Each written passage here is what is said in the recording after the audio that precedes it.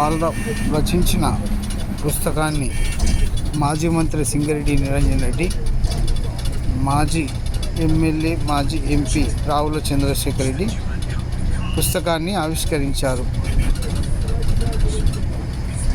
సందర్భంగా మాజీ మంత్రి మాట్లాడుతూ, సాహిత్యం సమాజహితాన్ని కోరుకుంటుందని ఆయన స్పష్టం చేశారు.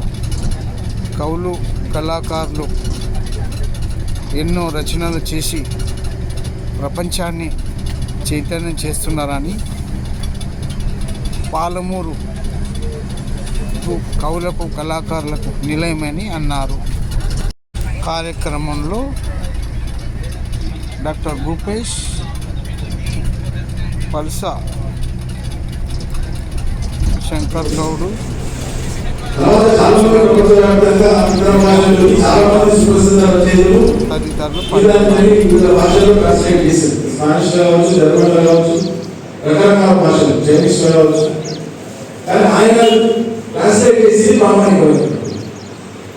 అక్కడ ఇంగ్లీష్ వర్షన్ సంబంధించి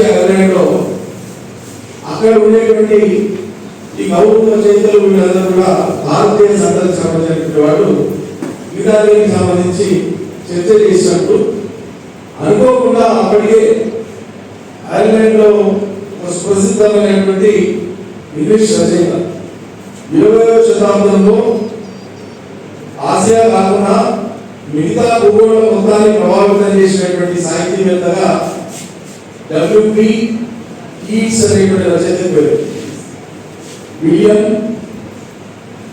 బట్లర్ ఈట్స్, ఈట్స్ ఆయన 20వ శతాబ్దంలో అత్యద్భుతమైనటువంటి రచనలు చేసినటువంటి రచయితగా, కవిగా పేరు. ఆయన ఈ ఇంగ్లీష్ వర్షన్ తీసుకొని చదివి ఇంప్రెస్ అయిపోయి, అది ఇంత గొప్ప సాహిత్యం అని చెప్పి ప్రతిరోజు చదవడం మొదలుపెట్టారు. ఆయన చేసేటువంటి మనకి రైల్లో వెళ్ళేది ఉంటే ప్రతిరోజు అదే పుస్తకం చదువుతా ఉంటే పక్కలోని ప్యాసింజర్స్ అంతా కూడా ఏం చదువుతున్నావు, వాటి ఎవ్రీడే ఏది చదువుతున్నావు అంటే ఆయన ఏం చెప్తాడంటే, ఇది గీతాంజలి అనేటువంటిది భారతీయ రచయిత రాసిండు, పోయిమ్స్ రూపంలో ఉంటుంది, ఏ రూపంలో ఉంటుంది, పాటలుగా ఉంటుంది. ఇందులోని ఒక్క లైన్ ఒక రోజు చదివితే ఒక రోజంతా అనేటువంటి కష్టానికి ఉపశమనంగా ఉంటుంది. అంత గొప్ప సాహిత్యం అని చెప్పారు. ప్రతి కదలిక, ప్రతి ఆలోచనలో మన ఎవరు గైడ్ చేసే కోర్సు, ఆ కోర్సు సమాజంలో అనేక రూపాల్లో ఉంటాయి. రాజకీయాల్లో ఒక రకమైన ప్రయోజనం ఉంటుంది, ఒక రకమైన మార్గనిర్దేశం. శ్రీరామ్ రెడ్డి గారు మాకు పొలిటికల్ క్లాస్ చెప్పడానికి వచ్చినప్పుడు చాలా చాలా గొప్ప విషయాలు చెప్పారు. అట్లే మరి 53 కవిత్వాలు 160 పేజీలు అన్నీ కలిపితే ఒక సమగ్రమైన, సంపూర్ణమైన గ్రామీణ జీవితానికి ఎక్కడ పడుతున్నాయని